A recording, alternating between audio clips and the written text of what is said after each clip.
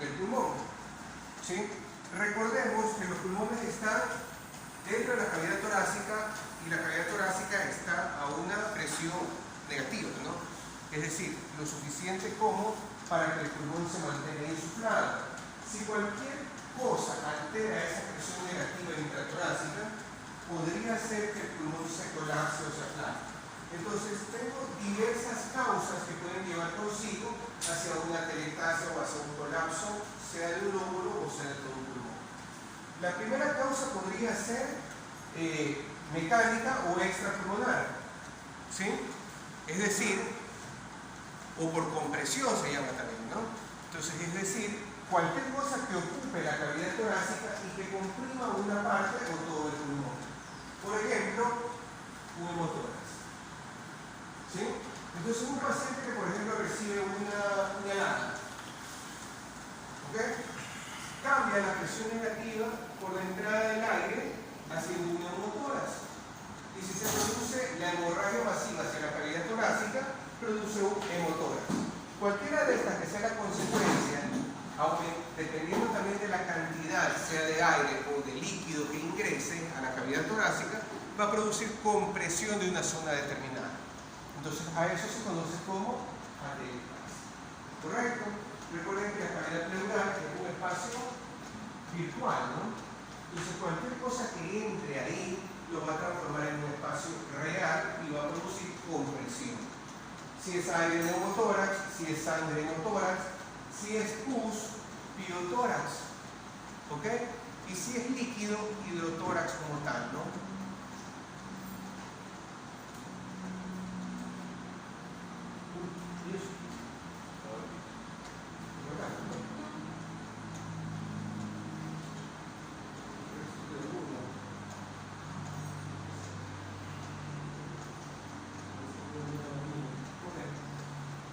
Entonces, hasta ahí estamos claros, ¿no? Entonces, esta compresión hace que haya una alteración en la cantidad de aire que ingresa en los pulmones de ese paciente y, por tanto, va a producir dificultad respiratoria, ¿no? Va a producir disnea como síntoma principal, ¿no? ¿Ok? La siguiente, por favor. Vale, pasa a la clase. Regresa. Bueno, entonces, la una causa sería por compresión, es decir, externa, ¿no? La otra causa podría ser por obstrucción interna. Es decir, un tumor en el interior del bronquio, de uno de los bronquios, o cualquier cosa que obstruya uno de los bronquios, un cuerpo extraño, por ejemplo. Es frecuente que los chicos aspiren cuerpos extraños, ¿no? Desde canicas, polillas, hasta frijoles, arvejas, no sé, cualquier cosa, que en lugar de irse por la vía digestiva, se va hacia el aparato respiratorio y distalmente podría provocar obstrucción de alguna de las ramas bronquiales. ¿Ok? Entonces, pero si yo saco ese objeto o si saco ese tumor de dentro del bronquio, esa atelectasia podría volver a la normalidad. Es decir, el pulmón podría volverse a insuflar. Lo mismo pasa con la decompresión. Es decir, si yo pongo un tubo de tórax y saco el aire, o pongo un tubo de tórax y saco el contenido líquido, podría ese pulmón volverse a insuflar y regresar a. ¿Ok? Entonces, esas atelectasias son de tipo reversible, ¿no? Tanto la de obstrucción dentro del bronquio como la de compresión externa, ¿no? ¿Ok? Cuando una atelectasia es irreversible, cuando la causa de la misma sea un componente que no tenga reversa. Es decir, por ejemplo, si se ha producido una fibrosis. ¿Ok? Entonces ahí yo ya no tengo cómo modificar ese tejido bronquial, ese tejido pulmonar, y por tanto esa atelectasia sería irreversible. ¿Ok? Entonces tenemos tres tipos de atelectasia. Dos son reversibles y una es irreversible. ¿Ok? Ahora sí, vamos a la siguiente. Las bronquiectasias, en cambio, son como consecuencia también de lo que es parte de la enfermedad pulmonar obstructiva crónica. Sin embargo, las bronquiectasias se caracterizan por formar estructura a manera como de matraces, ¿sí? Entonces, el bronquio se modifica y forma una estructura como si fuera una vasija. Tengo el bronquio, ¿no? Y de repente hace una Entonces en esta parte se concentran y se acumulan secreciones. ¿Correcto? ¿Ya? Eso es bastante frecuente, ¿sí?, en pacientes con fibrosis quística.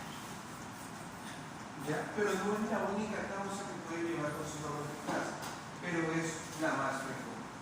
¿Ok? Clínicamente, ¿qué va a producir? Síntomas respiratorios, tos, expectoración, pero la expectoración de estos pacientes tiene una característica especial. ¿Sí? Al toser, sobre todo en el momento de levantarse, en el momento de despertarse, ¿sí?, hace una expectoración masiva, grande, ¿sí?, por lo cual se denomina vómita, por su símil con un vómito. ¿Ok? Entonces, la vómita, la expectoración masiva, es típica esta de la bronquitis. ¿Y por qué se produce? Porque este matraz, esta como vasija que se forma por modificación de la pared bronquial, no es una sola, son varias.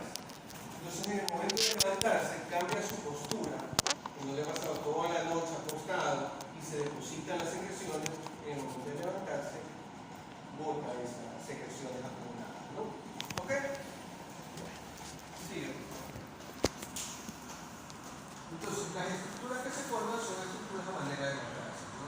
Y voy a encontrar áreas que podrían estar agregadas con un infiltrado inflamatorio o que podrían estar agregadas con modificación de del epitelio de cubierta, ¿no?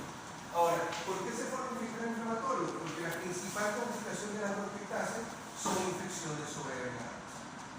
Recuerden que cualquier lugar en donde se acumula secreción, moco, líquido, lo que sea, es un medio de cultivo para que se desarrollen infecciones sobreagregadas, ¿no? Entonces esa es una de las principales complicaciones que podría darse con la bronquiectasia, ¿no? La siguiente, por favor. Neumonías. Ok. Una neumonía es un proceso infeccioso, ¿no?, del parénquima pulmonar. Ahora, yo tengo diferentes formas de clasificar neumonía. ¿Cómo podría yo clasificar una neumonía?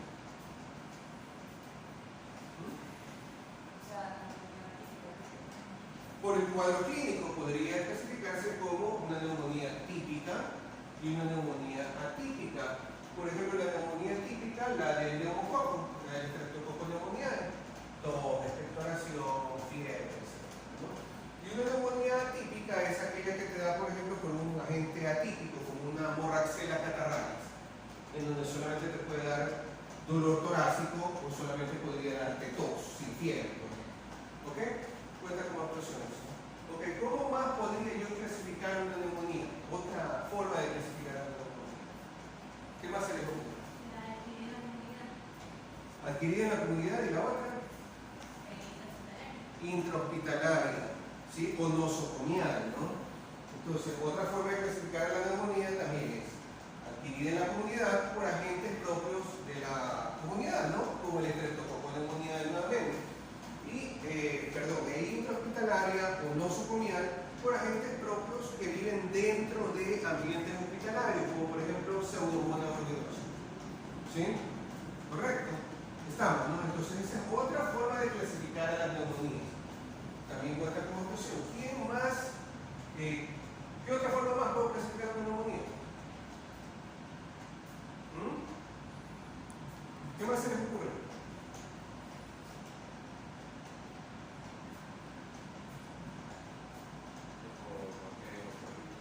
Por agente causal, por bacterias, por virus y por hongos. Correcto, también cuenta como actuación. ¿Ok? Entonces ven que tenemos diferentes formas de clasificar la neumonía, ¿no? Lo más frecuente que nosotros manejemos son adquirida en la comunidad y nosocomial. ¿Sí? Ojo, tengan cuidado, siempre que vayan a prácticas hospitalarias, mascarilla y medios de protección adecuados. Uno nunca sabe cuándo puede captar una neumonía. ¿Ya? Durante mi vida estudiantil me he ido a neumonía 2 veces por prácticas hospitalarias. ¿Sí? Entonces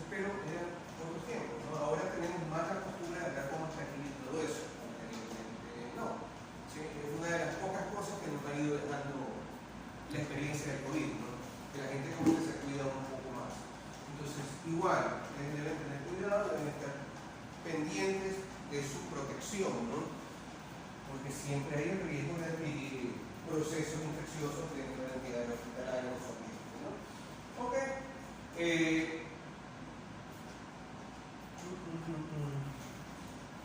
¿Existe alguna forma más en que podría presentar una neumonía?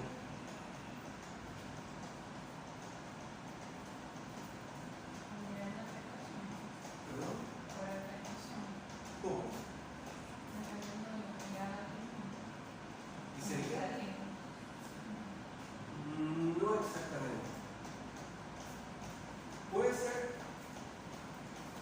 por cómo se distribuye en un pulmón.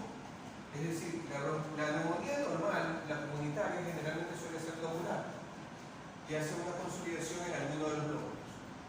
¿Ok? Las atípicas generalmente hacen patrones de bronconeumonía, es decir, como que diseminados. ¿Ya?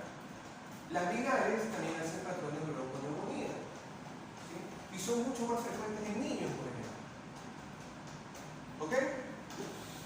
Entonces, de esa manera también podría ser, ¿no? Como ese tipo de clasificación es más frecuente verlas cuando te las dicen por imágenes, ¿no? Y te dicen neumonía por consolidación en el lóbulo tal. ¿Ya? Entonces, pero también tienen que estar pendientes de esa posibilidad, ¿no? Entonces, ¿cómo vemos macroscópicamente una neumonía? Vamos a ver en el parénquima pulmonar áreas áreas consolidadas. Y cuando es un lóbulo completo, se lo ve completamente consolidado en una zona determinada. Cuando es una bronconeumonía, que decimos que es un patrón más difuso, se ven áreas parchadas de consolidación. Es decir, una aquí, otra acá, otra acá. Correcto. ¿Sí? Cuando es consolidativa completa en un lóbulo, como una neumonía de la comunidad, sería todo un lóbulo. Y una bronconeumonía son zonas parchadas. ¿Ok? Así es. Entonces, aquí tenemos una neumonía de consolidación del lóbulo superior. Normalmente la consolidación maneja de una forma tal en que el parénquima se hace mucho más claro, ¿no? Por debidas selecciones. No sé si en el texto se han dado cuenta que hablan de fases, ¿no? Y hablan de fase roja y fase gris de la neumonía. ¿Ok? Entonces, la fase roja se caracteriza por la acumulación de células inflamatorias y algo de matriz en el interior del patrón pulmonar o de la zona bronquial. ¿Ya? Mientras que la fase gris como tal es la fase en donde ya esto se ha transformado en material turbulento. ¿Correcto? ¿Sí? Entonces ahí se habla de fase roja, de fase gris, o fases de hepatización roja, fases de hepatización gris, ¿no? Porque decían que el parénquima tomaba una característica similar al tejido hepático. ¿Ya? Ahora, actualmente, primero que nosotros no vemos biopsias haciendo más por una neumonía. ¿Sí? Es muy raro también una neumonía, en realidad, de ese tipo. A nosotros nos llegan biopsias de pulmón como consecuencia de abscesos pulmonares, es decir, de un grado más allá de infección. ¿Correcto? Sobre todo veíamos bastante en la época de COVID, cuando tenían el proceso de estos virales, y sobre el proceso viral se hacía un absceso pulmonar. ¿Ya? ¿Por qué nos mandaban biopsias de segmentos de pulmón con eso? Porque si tengo una neumonía como tal, yo a esta neumonía está consolidada y todo, pero no se abscedaba, es decir, no ha hecho puma masiva y destrucción, yo le puedo dar antibióticos y no me mejorar. ¿Que algunas requerirán antibióticos más fuertes? Sí. ¿Que algunas requerirán antibióticos por vía intravenosa o ingreso hospitalario? También. Pero va a mejorar. Un absceso pulmonar, en cambio, produce destrucción del parénquima y es como cuando tienes una herida en la piel. Ya no solamente es con la pastilla que se te va a quitar, sino que tienes que debridar y limpiar la herida. ¿Ok? Porque si no debridas y limpias la herida, no se va a curar. Entonces, de igual manera pasa en pacientes que hacen abscesos pulmonares. En ellos hay que resecar, hay que debridar ese tejido necrótico, ese tejido muerto, para dar la posibilidad de la cicatrización, la fibrosis y eliminar el agente causal infeccioso. ¿Ok? Entonces, la neumonía clásica como tal es la infección por el estreptococo neumonía. ¿Ok? El neumococo es un agente bastante fuerte, ¿verdad? Sobre todo los procesos más fuertes se dan en niños y en personas ancianas. Entonces son como que los focos más susceptibles y que deben estar permanentemente cubiertos por vacunación, ¿no? ¿Ok? Siguiente. Entonces, histológicamente, ¿qué vamos a observar? Si se dan cuenta de este lado, tengo alveolos libres, ¿no? Y de este lado, tengo alveolos cargados de infiltrado inflamatorio neurofílico, polimorfoconfiable. Hablo de una neumonía bacteriana. ¿Correcto? Entonces, el proceso con una neumonía bacteriana tiene neutrófilos o tiene polimorfoconfiable en el interior de los alveolos.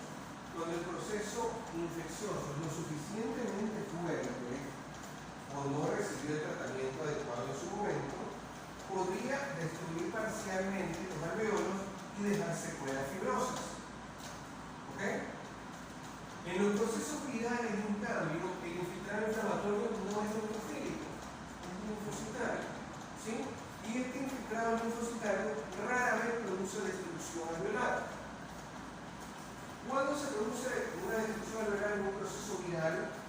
O cuando se da un daño mucho más allá en un proceso viral, cuando se complica con una infección bacteriana sobreagregada.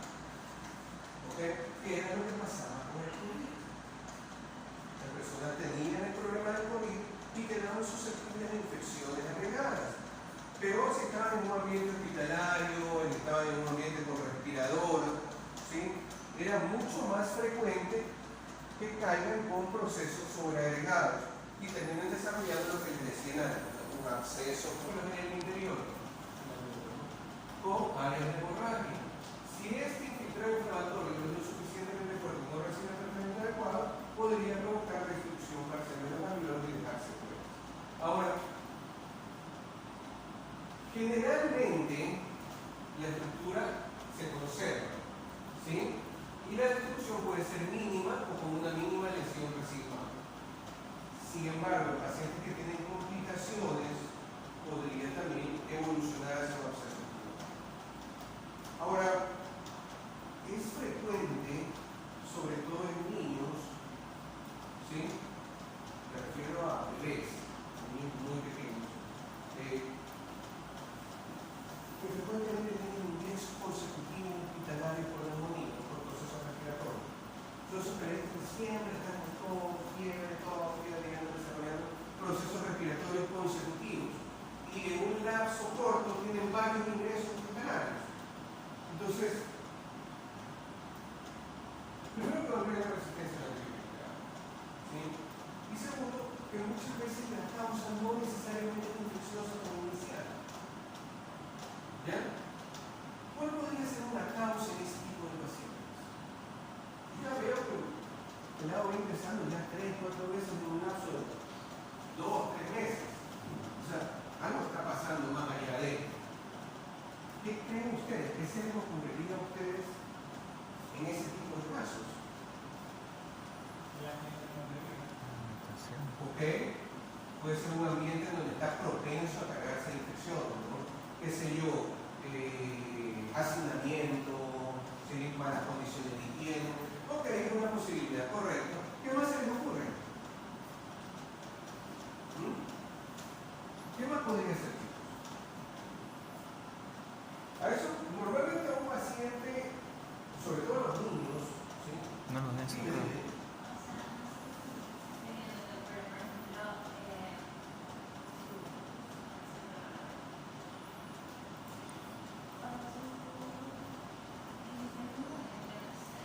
Completamente desarrollado.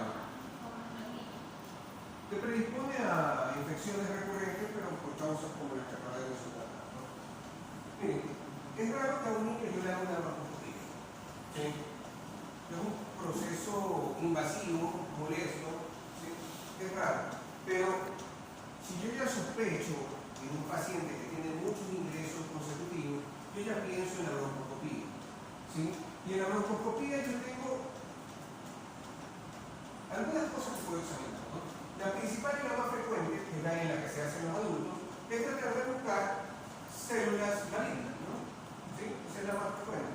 Yo entro con el broncoscopio, veo si hay alguna lesión por ahí, tomo la muestra y una vez que salgo, instilo solución salina para hacer un lavado neurocelular. Entonces tengo dos tipos de muestras, la biopsia que tomé como sólida y el líquido de lavado lo aspiro para hacer citología. ¿Ok? Entonces tengo dos tipos de muestras. Entonces el primer motivo por el cual yo buscaría algo en una broncoscopía sería buscar células malignas, ¿no? Y eso se nos respondería en la broncoscopía como negativo para malignidad, sospechoso o positivo para malignidad, con cualquiera de esas dos opciones. ¿Qué más puedo yo ver en una broncoscopía? Yo puedo coger el líquido del aspirado y hacer un conteo celular, similar al conteo celular que se hace en una biometría hemática. ¿Sí? ¿Ok? Entonces, si yo tengo mayor porcentaje de neutrófilos, proceso infeccioso bacteriano. Si yo tengo mayor porcentaje de linfocitos, proceso infeccioso viral. Si tengo un buen porcentaje de eosinófilos, proceso alérgico parasitario. ¿Ok?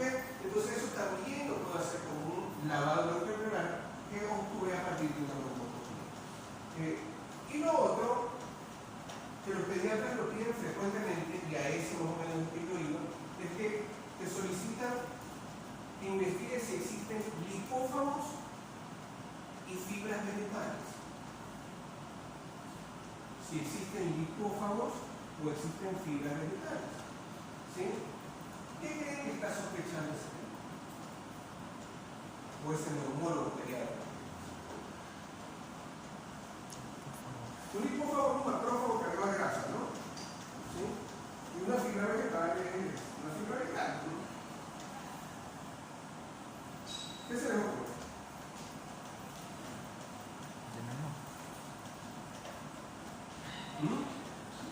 Broncospiración. ¿Por qué tendría que estar una fibra vegetal en la vía respiratoria? Eso debería estar en el aparato digestivo. ¿Ok? Entonces son esos chicos que dan el biberón, los repletan de comida y los acuestan mal. ¿Sí? Los acuestan, ¿qué suelen hacer? Reflujo.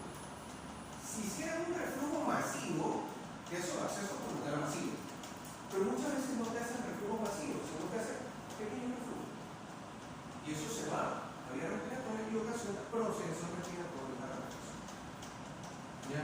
Entonces puedes ingresar cuantas veces sea, puedes meterle el antibiótico que sea, pero en algún momento te va a volver a regresar porque no está recibiendo, primero, la alimentación adecuada probablemente, y segundo, no han tomado medidas adecuadas para que ese niño no acueste completamente inmediatamente después de comer.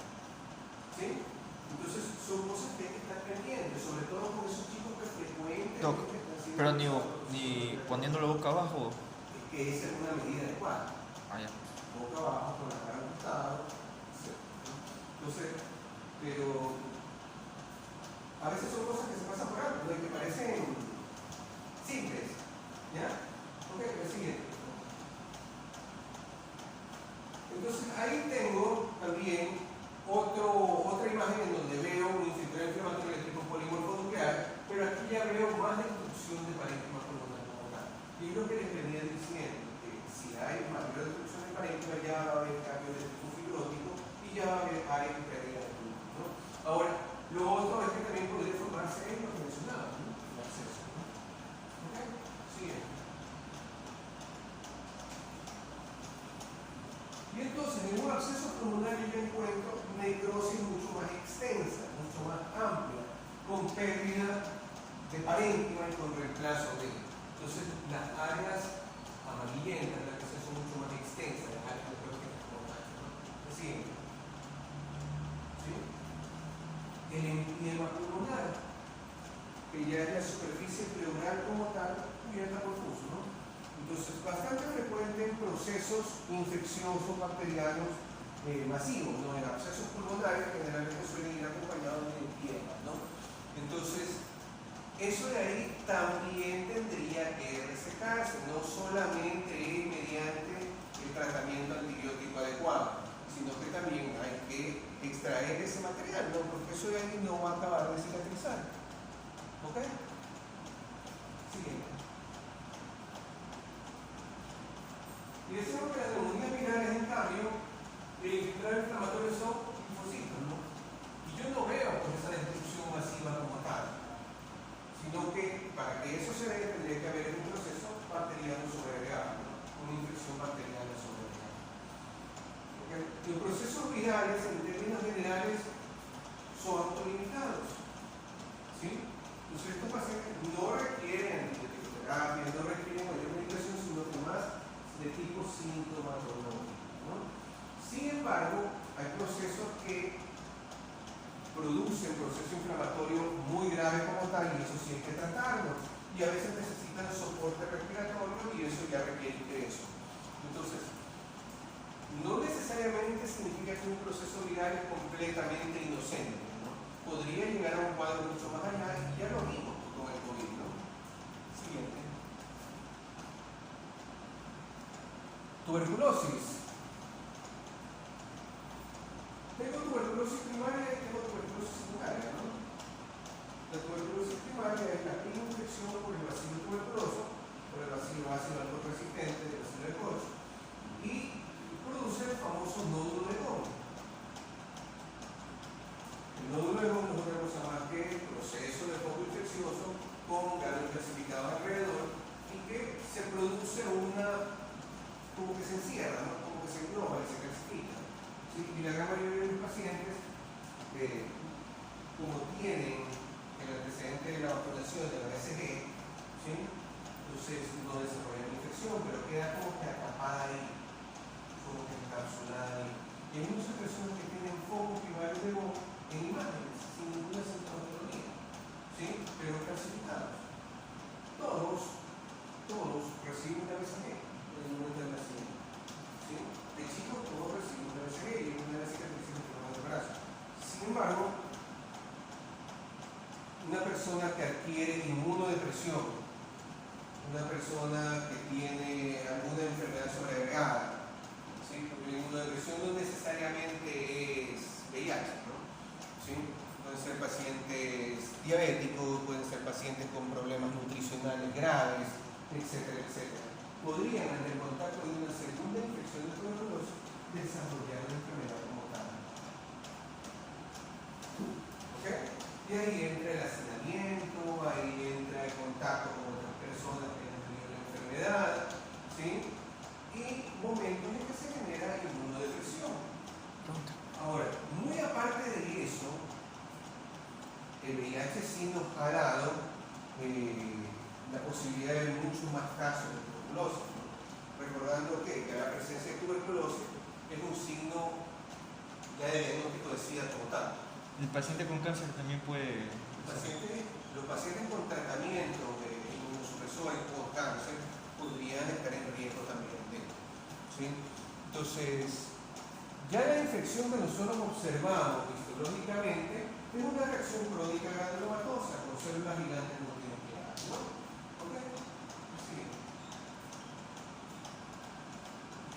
Y los granulomas se los observa con áreas redondeadas y con zonas de necrosis. Recordemos que cuando veíamos inflamación crónica granulomatosa, yo les decía que reacción crónica granulomatosa con células gigantes y necrosis, en nuestro medio siempre es tuberculosis.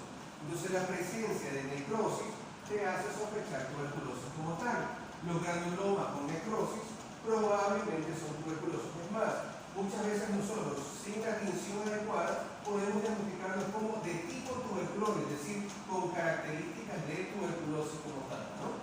¿Ok? Así es, por favor. Y ahí están los granulomas, ¿no? Con células gigantes multinucleadas en su interior. Y con áreas de necrosis. ¿Ok? Entonces, ojo con eso. Tenerlo siempre presente en nuestro medio. Tenerlo presente no solamente en vía respiratoria. La tuberculosis puede darse en diversos órganos, ¿sí? Y cuando el paciente es inmunodeprimido puede pasar en cualquier grado. Tuberculosis vía digestiva se ve bastante, ¿sí? En colon, en mesenterio, ¿sí? Agregado por. Entonces, siempre hay que tener presente la posibilidad de una infección tuberculosa, porque nuestro medio da para eso, ¿no? ¿Ok? Siguiente. Ahí está más cerca, ¿no? Ahí están las células gigantes de tipo Langhans. Las células gigantes de tipo Langhans, su característica principal es que los núcleos están hacia la periferia, como si fuera una corona.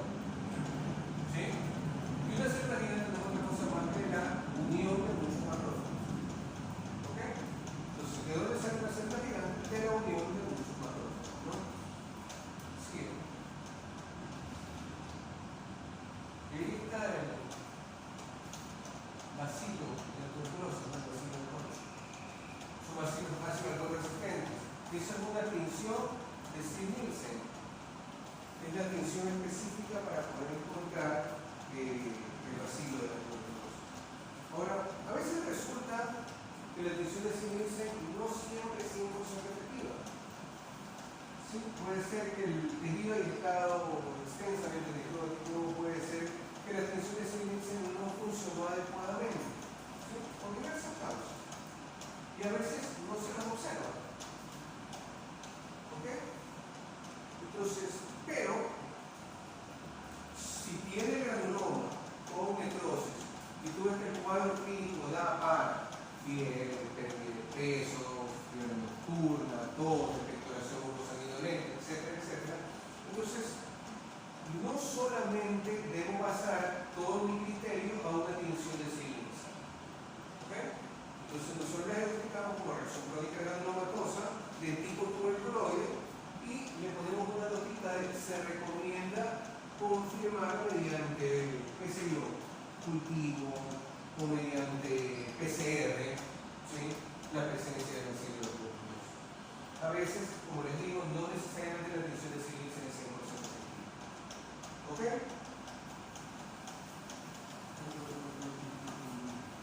Sí. Carcinoma de células escamosas. Decimos que el carcinoma epidermoide es el que está muy relacionado con el consumo del tabaco, ¿no? Entonces muchas veces las lesiones del carcinoma epidermoide están cerca a zonas con antracosis, ¿sí? Cerca a zonas con antracosis. Y a veces asociadas con zonas de enfisema, ¿no?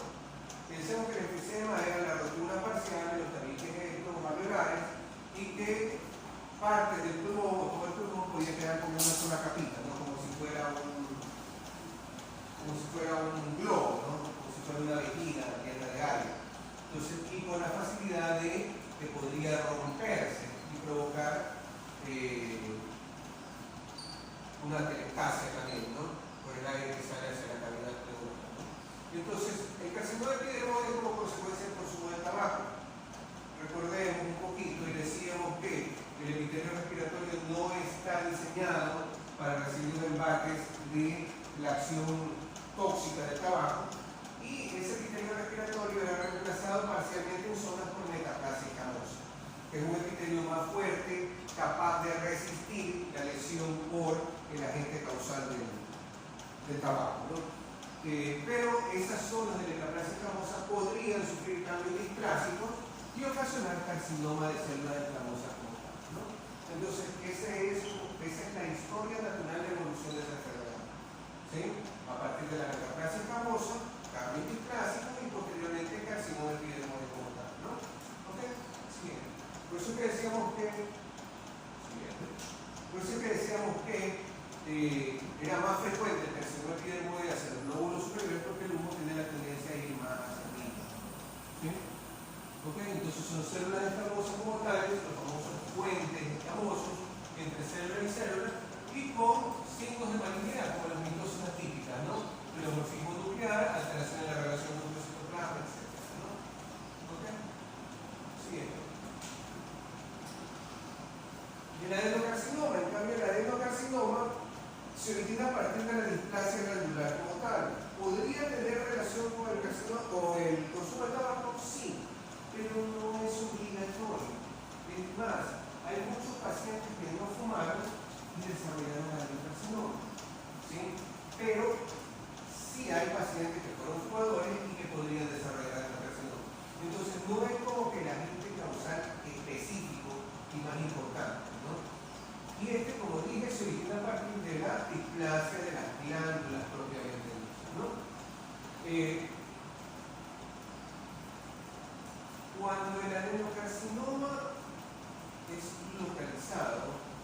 podría hacerse tratamiento resectivo parcial. El gran problema es que muchas veces todas estas enfermedades ya son identificadas cuando ya son cuadros metastásicos. Y entonces ahí el tratamiento se reduce y el tratamiento se vuelve más complicado. Pero si se lo diagnosticara en una etapa temprana y localizado en una sola zona, es probable hacer la resección, ¿no? Capaz que va a necesitar quimioterapia coadyuvante después, ¿no? Pero el problema, como les digo, es que la gran mayoría de los casos son diagnosticados cuando ya son metastásicos, ¿no? Así es.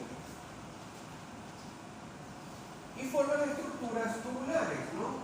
Células epiteliales con un pleomorfismo marcado, pero con la tendencia a ser túbulos, a ser ductos, ¿no?